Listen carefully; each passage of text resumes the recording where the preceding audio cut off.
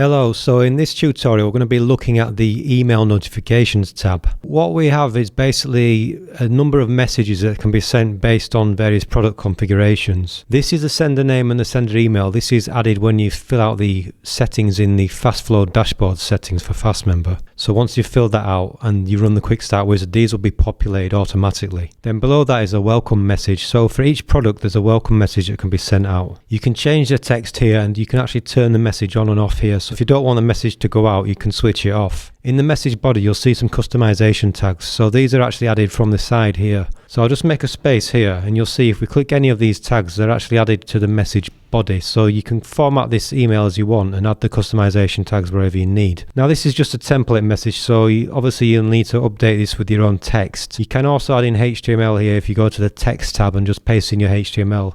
And then go back to visual. You should get a visual idea of what your email will look like, but for a better idea you can actually go down here and you'll send a test message.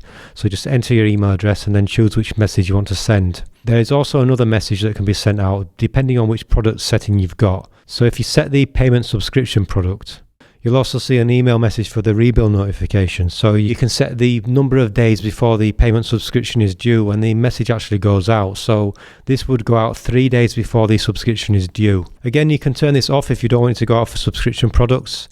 And again, you can customize this as needed. And you'll see some different customization tags based on the rebill date and the rebill amount.